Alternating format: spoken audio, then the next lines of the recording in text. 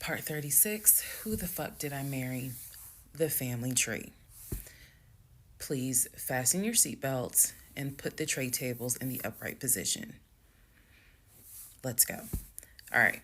The cousin, I'm not going to name her. The cousin had reached out to me on Facebook, asked me to please give her a call. So this conversation was on the phone. Yes, I was actually speaking to her.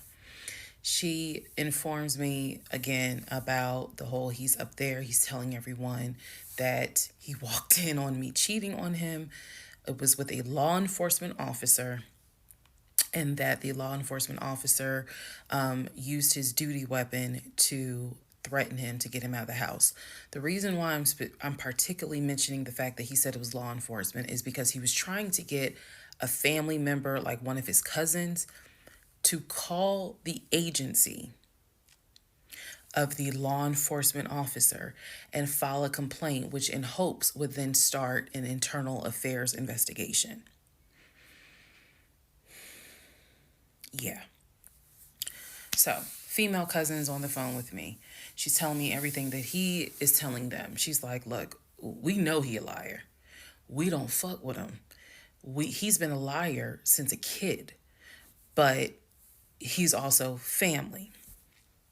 She said, we didn't know at all who you are. So I thought that that was interesting because I was like, you didn't know who I was, but his brother knew who I was. And so, again, that's when I said to her that I was like, I've talked, he's talked to his brother every day. So why wouldn't the brother tell y'all that he had gotten married? And so she said, what brother? And so I told her the brother's name. And she said, he told you that? I said, he was having the phone calls in front of me. So at this point, what the cousin said was, she was like, okay, I'm going to confirm that with him. She was like, he lives up the street, so I'm going to just confirm that with him. She was like, because I'm pretty sure that they have been beefing for a while. I was like, I can only tell you what I saw, what I heard. That's all I can say. So then when she asked me about, well, how many brothers do you think he has? And I said he has 4 brothers. Again, I listed all of them. This woman was like, he has 2 brothers. She said he has the twin, and he has the older brother, the one that he was on the phone with every morning, blah blah blah blah blah. I said, twin? Who's the twin? So this is where she explained to me. She said the parents, mom and dad, had the older brother. The older brother is about 5 or 6 years older than Legion.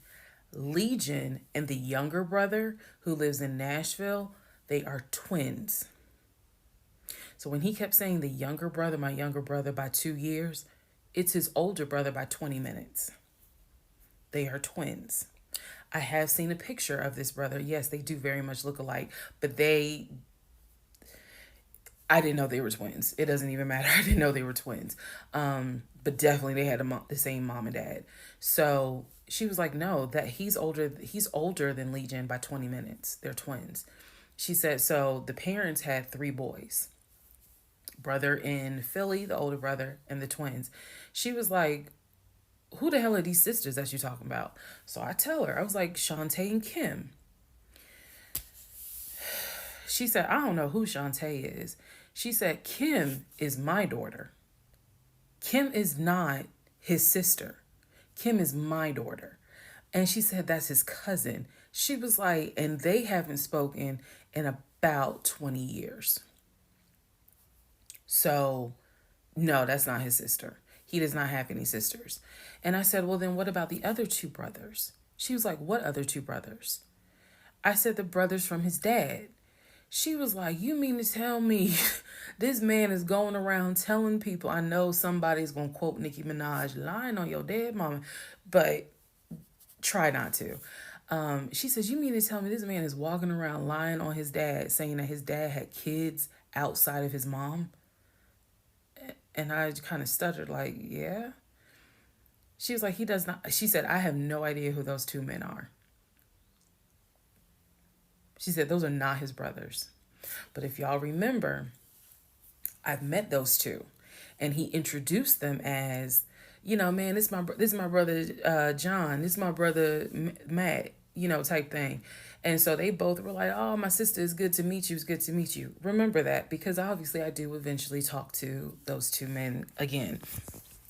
So she says to me, the family tree is mom and dad, the three sons. She was like, there are no sisters. She said, I don't have a clue who Shantae is. She said, Kim is my daughter, so that's just their cousin. But again, they ain't spoken 20 years.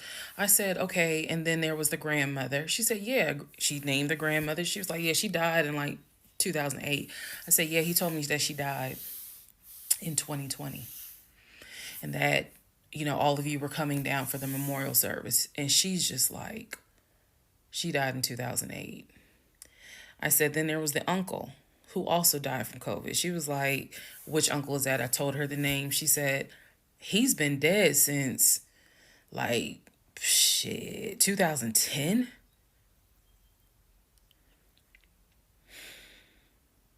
I said, okay. What about the cousin nicknamed Junebug? Everybody got a cut. If you're not African American, we all know a Junebug somewhere. And she just was like, oh yeah, cousin Junebug. She was like, man, that's crazy what happened to him. And I was like, what do you mean what happened to him? Because I know he has talked to his cousin Junebug on the phone like a few months prior. He was like, and so she said to me, she said, yeah, he had passed away in like 2016. So this is now three people that she's naming that I recall him having either a story about or a phone call with, and she's telling me that they are all passed away. So this is when the conversation kind of changes, and she's like, you know what? She said, let me speak to the older brother. Because he probably wants to talk to you. She was like, you probably should talk to him, and a lot of your questions will get answered. She was like, this dude's been lying ever since he was a kid. She was like, she said, literally, we don't fuck with him. I remember her saying that verbatim. She was so adamant. She was like, and when he showed up here out the blue, talking about how his wife cheated on him with a law enforcement officer, and how the guy took his gun out and threatened him to leave the house. She was like, we knew something was up. She was like, that's why I had to find out who you were and reach out to you and find out the truth. I said, there was no other guy. There was no law enforcement officer.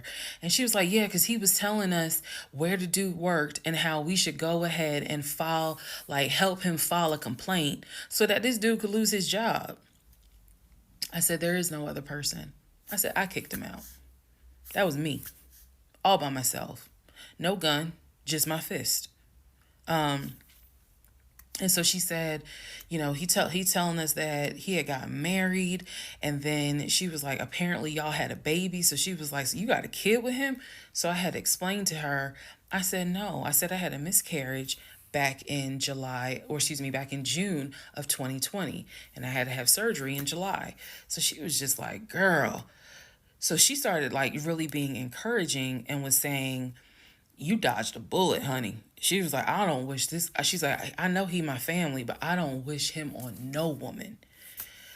So we've have each other's numbers. She was like, if you need anything, please feel free to call me. She was like, I've had my own issues with him. I've had my own issues in life. But she was like, get your divorce and be done with him. Then she said, I'm going to put you in contact with the older brother. Next part is me finally talking to the older brother that he had been talking to every morning. Part 37, who the fuck did I marry? So at this point in time, I have filed for divorce. I paid for the filing fee. I'm representing myself pro se, and it should be an uncontested divorce. During this time, Legion had driven to Philly, lied to his family, and said I had cheated on him, that he caught me, and that the guy I cheated on him with was a law enforcement officer who used his gun to threaten him to get out the house. None of that was true. At some point while he was in Philly, he ran out of options in terms of where he could stay. Family members did not want him to stay with them. Apparently, a lot of bridges were burned, according to the female cousin I had talked to on the phone. So he left Philly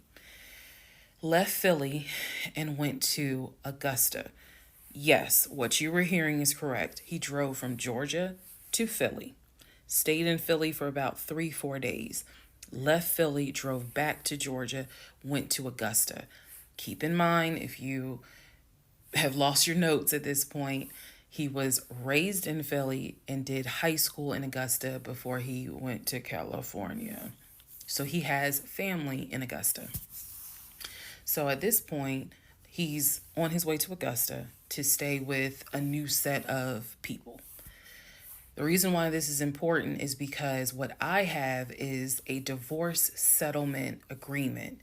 That divorce settlement agreement has to be signed by the two of us, where we are basically telling the court, look, this is what he's keeping, this is what I'm keeping.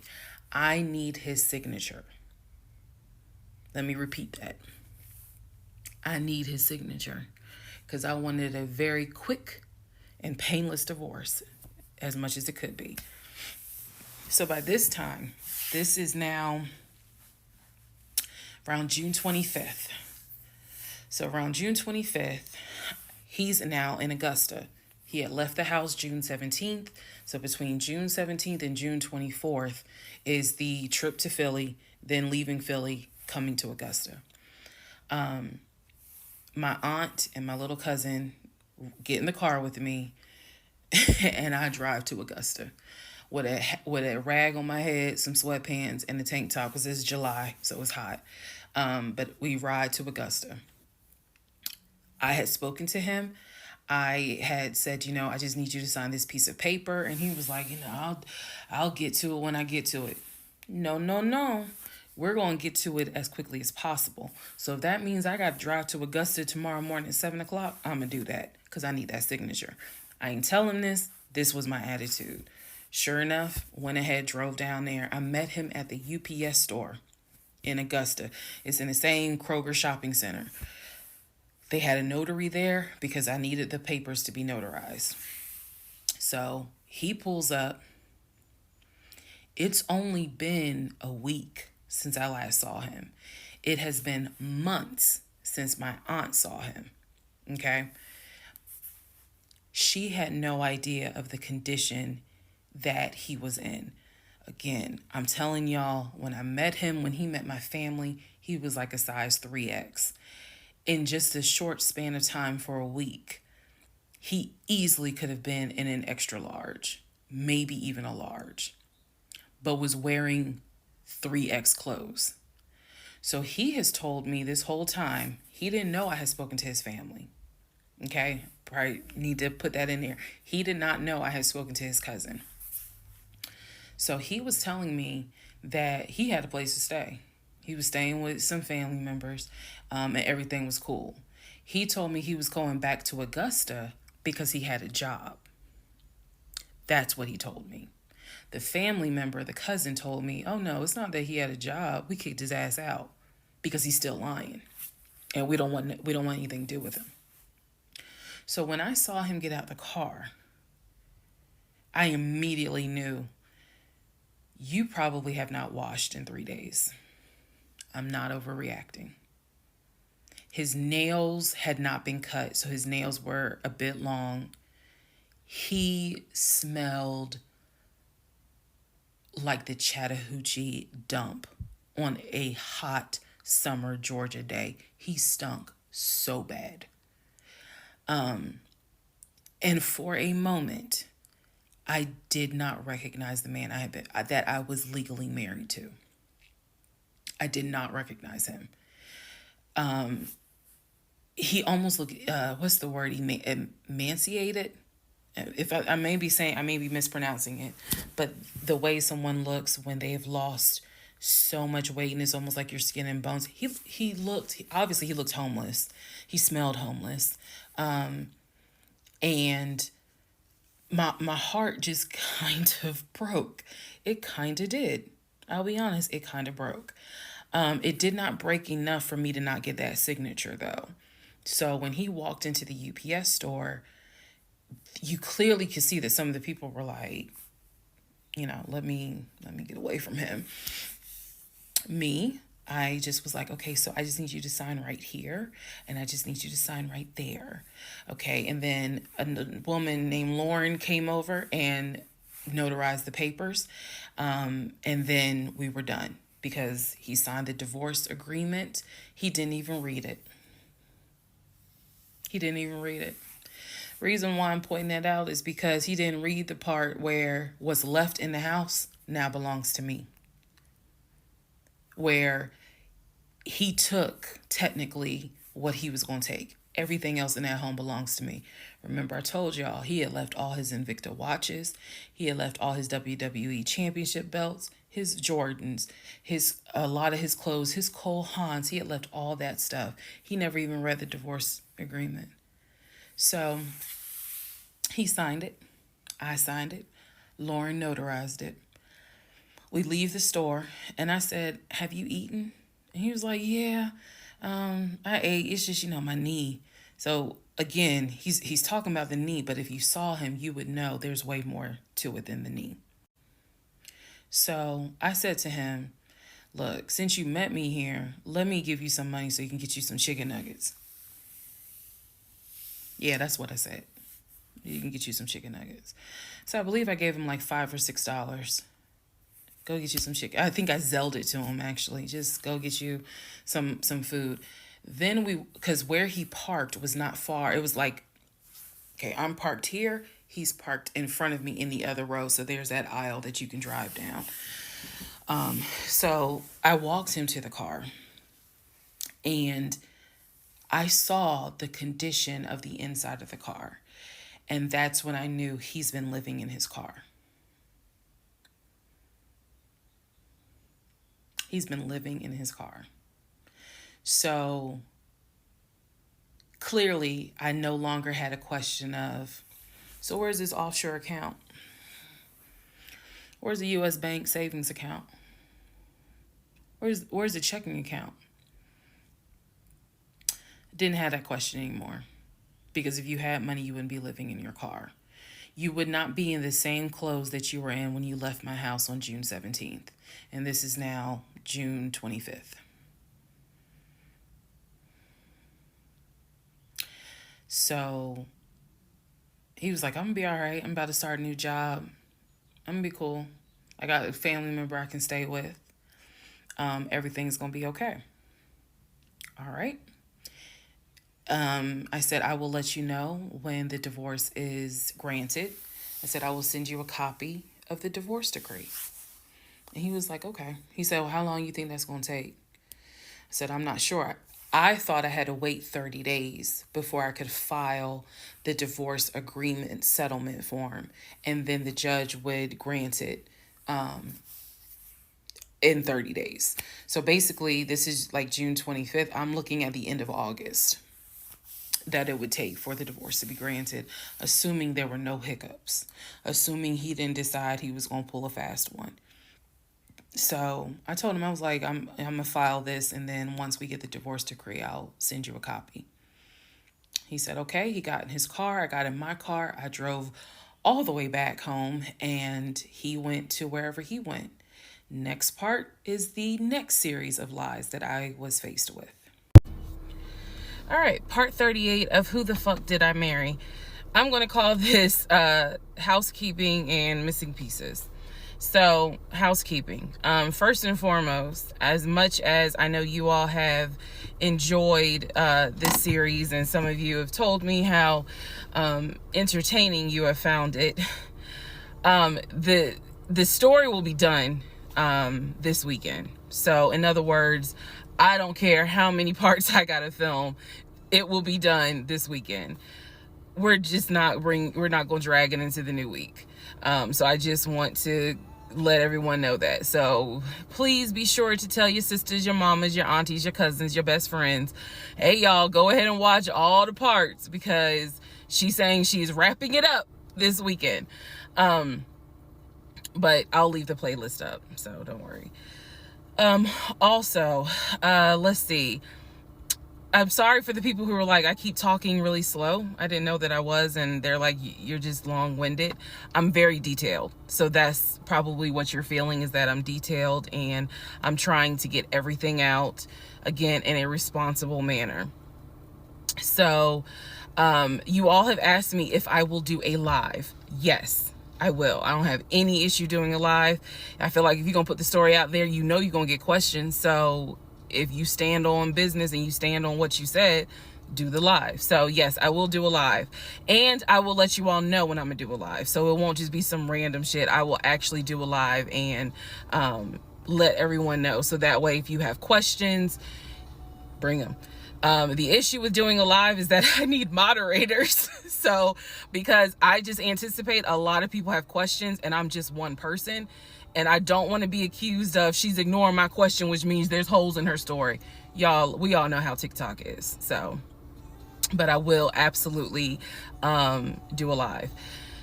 That's the housekeeping. Missing pieces. So when I said before that it's important to me that I'm responsible in how I tell this story, meaning I'm clear and I go in detail, I realized that I left out some missing parts.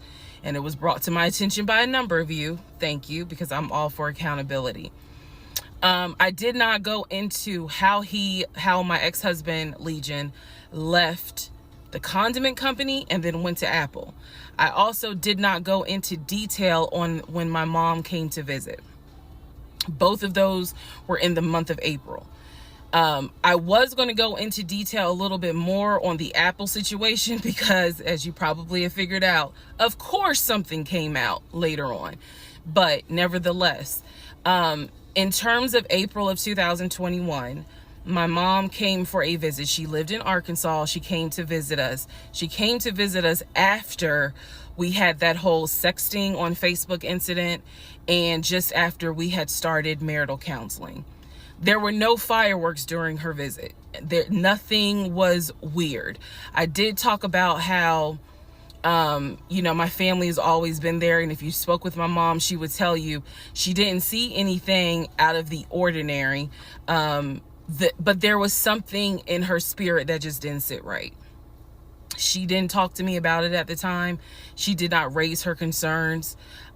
She simply, when she came to visit, we welcomed her with open arms. Legion was excited to meet her. She was excited to meet him. We took my mom out to eat. It was a typical, very quiet, non-active visit. I didn't know what my mother thought until later on. So she didn't share with me during the visit, something don't seem right. She and I sat in the guest room talking. I never told her anything that was going on. Number one, because again, it goes back to that mindset of what happens in my marriage needs to stay in my marriage. And I talk about how I didn't think looking back, it was not a good idea that I told my aunt what had happened. My aunt is not the type that's going to tell my mother. That in other words, if you confide in her, she keeps it between you and her. So my mom never knew that there were any issues. And so there was nothing for her to be on mama bear mode. Had she known, this would have been a very different trip, but she didn't know. So she did come to visit. Everything went fine. He and I put on a united front. Oh, we're so happy. We're so, in love. And yes, behind the scenes was a whole different story. He talked to her about how he was looking to buy a house and how he told her how work was going, how his job, how his job was going, bragging as usual, which I did tell my mom, look, he's going to talk about himself and money a lot. So, just change the subject. If he brings up a house, change the subject. That was my instructions to her, because I was like, I don't even want to get into the whole house situation. So other than that, uneventful. Now, once my mom left, this is still in April, everything was fine with him at the condiment company. As far as I knew, everything was fine. What ended up happening is he randomly came home one day and starts complaining about changes that are going on at the company. When he started complaining about those changes, it was things like, keep in mind, he is not VP of the company. He was VP of, I keep getting it wrong, but I think it was VP of production is what the memo says. So he was not the second in command for the company. He was upset that he was being blamed for production stats, that the production was down.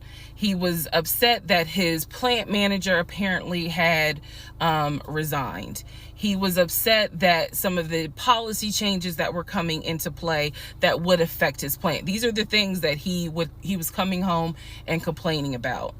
Literally, he would complain. He started complaining Monday. By Friday, he said, you know what, if they continue doing this, then I just need to find another job. He was like, I think I'm gonna call my homeboy that I work with at Apple and I'm gonna see, what they have available. Yes, there were red flags going up. Of course there were. At this point, we're not even dealing with United Nations of red flags. We are dealing with the Olympics. We are dealing with the parade of all nations. Everybody got a red flag.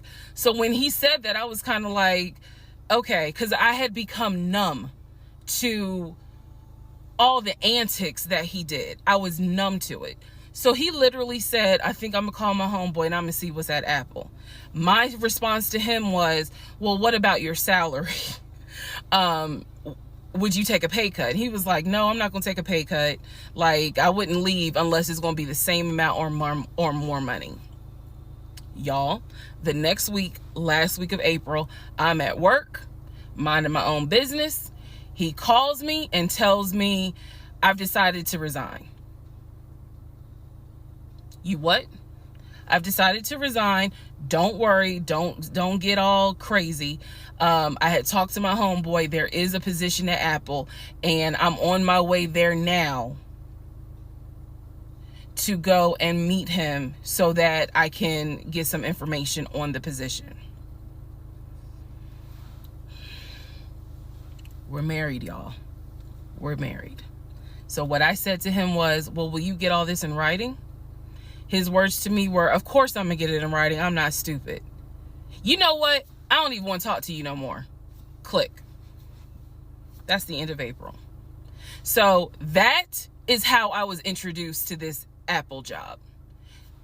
Again, if you stick with this series, you will find out exactly what happened.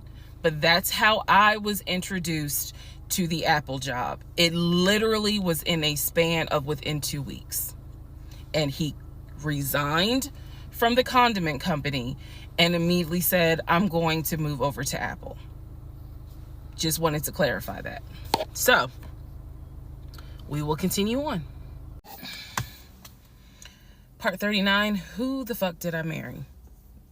Everything you're going to hear probably in this part and the next part, all of this happens in the month of July 2021. Divorce has been filed. It was filed the end of June. I got his signature on the divorce settlement agreement. I thought that I had to wait 30 days before I could actually file that with the court. And so this is kind of in the limbo period because I'm still within those 30 days. So he left a book bag at the house, book bag that had all kind of paperwork in there. Inside the book bag, this is the paperwork that I found. Number one, I found a packet from the condiment company where it showed his 401k contributions. It also stated in there that he had been terminated. So he was terminated from the condiment company according to the paperwork in the packet that I saw in the book bag that he left at my house. Also in the book bag were paycheck stubs from a previous job where he worked at a cemetery. The same cemetery that he took me to show me where his grandmother and grandfather were buried. So let's go ahead. I'll do this video and say this is what he told me. This is what I confirmed. He told me his grandmother and grandfather were buried there. He showed me a headstone with a family name on it. If you go back in previous parts, I talk about it. The truth is, they are not buried there. He is of no relation to the people who are buried at that particular gravesite. Only reason why he knew about it is because he had worked there. Also in the book bag, it was a copy of a driver's license that he had. The address on the driver's license, now this I still don't have an answer to, but the address on the driver's license was the same address as the cemetery, because I looked it up on Google. Also in the book bag was paperwork from another construction company job, meaning it was paycheck stubs from another construction company here in Atlanta that he had worked for. It did not have dates on it, so I don't know when he worked for the construction company.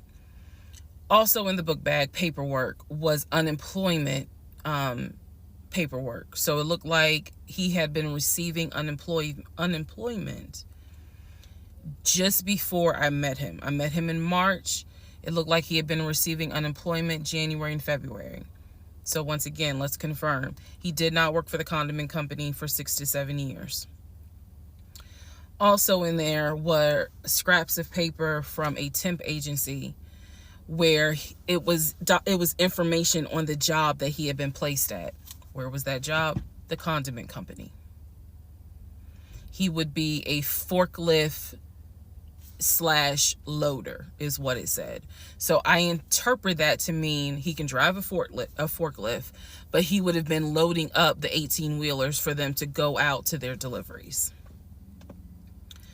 Also in this book bag was paperwork from Clayton County courts, I believe, for a weekend, what is it called? A weekender jail. It was like a weekender jail receipt. So I had to do some research. So apparently what that means is that there is an option where if you have a job, let's say you were sentenced to 60 days in jail, but you have a full-time job. Apparently the court can say, okay, you'll go to jail on the weekends. So in other words, you have to report to the jail on Friday at 5 o'clock and you'll be there Friday, Saturday, Sunday. You will get out Sunday at 6 o'clock. Apparently that's actually a real thing. So what was in the book bag were multiple yellow receipts for different weekends that he had to report and get out of jail. Last but not least, there were some additional pictures, and then there were some, and when I say pictures, I'm talking about family photos. And then there was another additional copy of his driver's license with the Douglasville address. I looked up that address. The name associated with that address was the same name as the ex-girlfriend that he had in between the ex-wife and me. If you go back to the video where I talk about the conversation I had with the ex-wife, she tells me that the address was going to come back to the ex-girlfriend. I'm simply saying that is correct. So what she told me is true. So because of everything that I found, I decided to go down a new rabbit hole. Again, just recapping what I said in previous videos. Ex-husband was always a stickler about law enforcement. His dad was a retired police officer. I'm just telling y'all the story. His dad was a retired police officer. Mom was a retired teacher. After his dad retired, they moved to Augusta, started a church. He took me to that church in Augusta. The same day that he took me to meet his aunt who lived in Augusta. So these are now things that he actually took me to, just like he took me to the cemetery. So that's what I found in the book bag. The weekender jail receipts. I went ahead and went online to find out exactly why did he have to go to jail for the weekend. And I'm going to end this part here. The next part has to do with his criminal history. Part 40, who the fuck did I marry? So we're now at the point of July 2021. We're at the point where I've spoken to the female cousin, and she gave me the phone number for the older brother. For the purposes of this video, we're going to call him Chris. Chris was very nice. I called him. He was gracious. He was willing to answer whatever questions I had. And what he said to me was, he said, my brother has always been a liar. He's always been a liar. He said, but ask me what questions you have and I'll confirm what's real and what's not. First question I had was, when was the last time you spoke to him? Without missing a beat, Chris says, 2015, just after our mother's funeral. I explained to him about the phone calls, the fact that Legion would be on the phone for 30, 35 minutes, laughing, talking to Chris, relaying messages from Chris to me, and relaying messages from me to Chris. Without missing a beat, Chris says he was never talking to me. And he said, now I am going to say this. Maybe he was on the phone, but he was not on the phone with me. He said, because he knows that if I ever see him, I'm going to whoop his ass. And I'm laughing because obviously Legion loves to say I'm going to whoop somebody's ass. So for the people who are confused, like, wait, what does this mean about the phone calls? What this means is every single time that my ex-husband was on the phone, holding his phone like this, talking, laughing, cracking jokes. Hey, my wife said that, we can go later on this evening and all this other stuff. Every time they were doing things like that, every time he was having a phone call or conversation that he claims to be with Chris, no one is on the phone. No one's on the phone. That is what that means.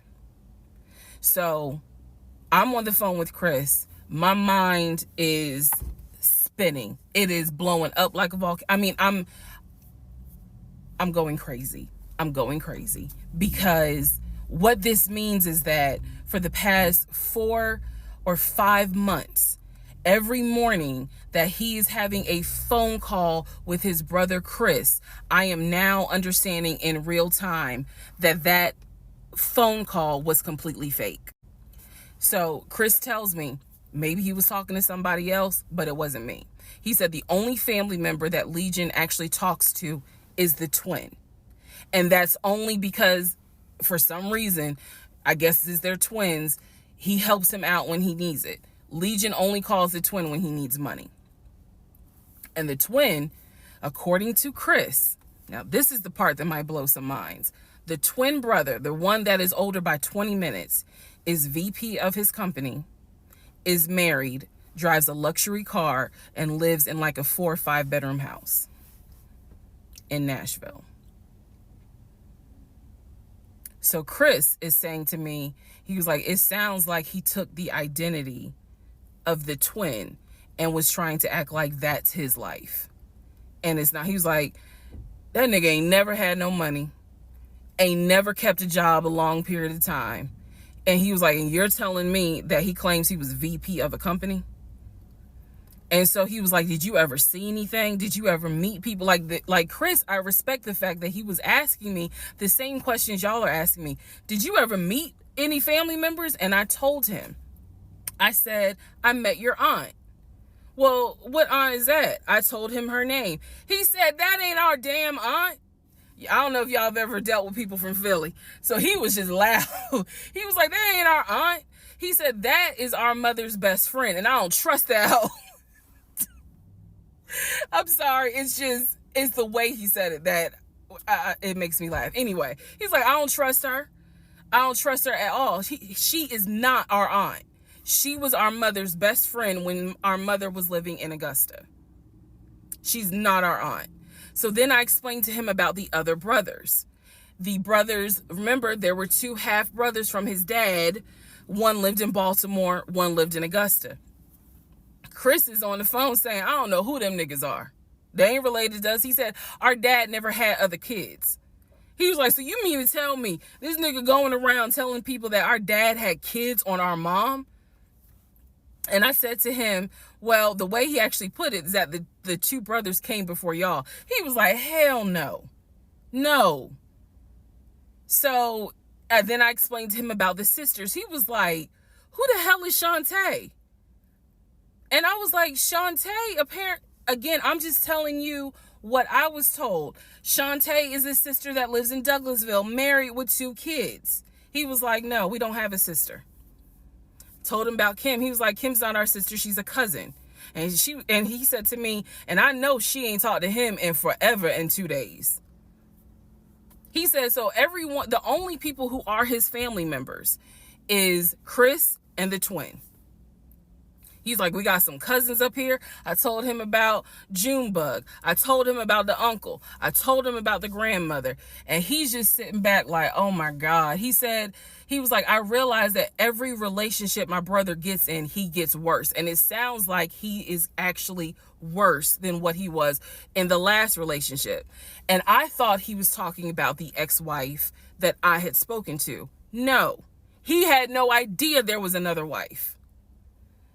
Because again, he hasn't spoken to him since 2015. So he was like, the best thing I can say to you is this. He said, thank God you ain't have kids with him. He said, get your divorce and forget you ever met this man. And he was like, and I know how that sounds because he's my brother. He said, but if I didn't have to claim him, I wouldn't. And I said to him something that I should have probably said in this whole TikTok series. This is not someone that you forget. This is not a situation that, man, I don't even remember him. No. What I don't remember is the version of myself before I met him, because nothing so far has turned out to be true. The only thing that Chris was able to tell me is true is that, number one, yes, there is a brother in Philly, him. Yes, there is a brother in Nashville, the twin. Yes, both parents are deceased. That is what I was told from the beginning. Those pieces of information are true. The grandmother did die in 2008. He was like, no, she definitely didn't die in 2020. I told him how I found the obituary. And so he was like, and the uncle, he said, which uncle is he talking about? Because if you guys remember, back in one of the parts, I talk about where he said his uncle was giving him advice on why he should not open up his savings account to let me see it. He would not let me see it. And so I'm telling Chris about the uncle, and he was like, that uncle been dead for years.